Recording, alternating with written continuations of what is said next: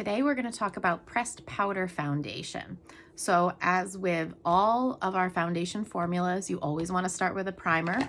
We have our original primer, our hydrating primer, and our mattifying primer.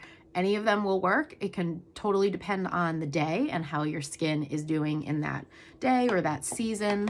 I will sometimes apply different primers on different parts of my face depending on how my skin is, because I have very combination skin where it's oily in parts and dry in others. So whichever one of these works for you will work with all of our foundation formulas. So this is the pressed powder foundation. It comes in a compact. I would say this of all of our foundations is the easiest, quickest to apply on the go.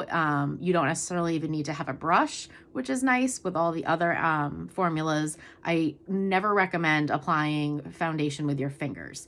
You will never get the smooth application that was intended, like with a liquid or a cream foundation. You always want to be using a brush. With a powder, it's a little bit more forgiving, and it also comes with the little sponge applicator that you can use if you want. So this one is an easy one to kind of put in your bag to touch up throughout the day if you need to. It's a really great starter foundation for teenagers or people who are just starting new to foundation at any age and aren't confident in their application skills. So this is as I said, the pressed powder foundation. It comes with the little door you could slide open.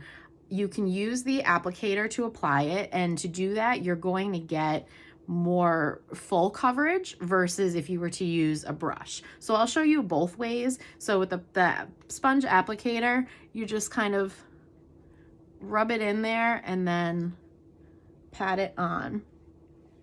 And you can keep building if it's one area needs a little bit more attention than others. So you're just patting it on. And you can see already, or hopefully you can see, I can notice a difference in person, that this area here, I have some rosacea, so it tends to be a little bit red, like on the sides of my nose and under my eyes and my cheeks. And that's already kind of evening out. Like, look at the difference between the two sides, how you could see the kind of red curve along there. And then on this side, it's already hidden. So this is good coverage. Again, it's buildable. So you can add more in an area that needs a little bit more love and attention. And here I've got a sunspot, and I just dab over that. And so I'm sort of dabbing versus rubbing. I mean, you can rub, but for pretty much all of our products, a lot of times dabbing is better. The liquid foundation, you can kind of buff, but for the other foundations you'll see in other videos, I like to kind of dab. So that's pretty much all you need to do.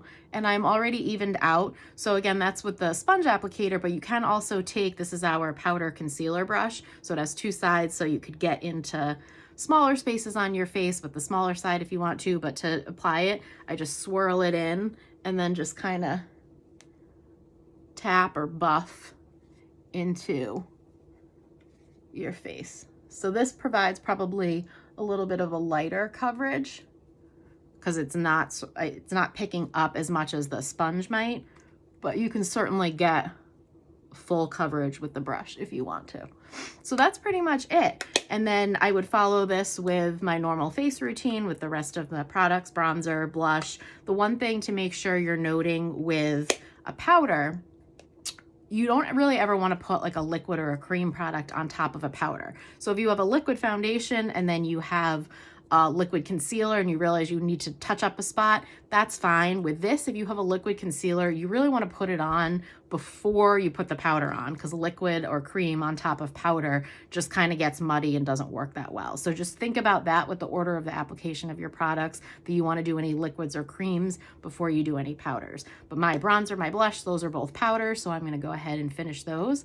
I will top it off with a setting spray and setting powder, and then I'll be good to go. If you have any questions, let me know.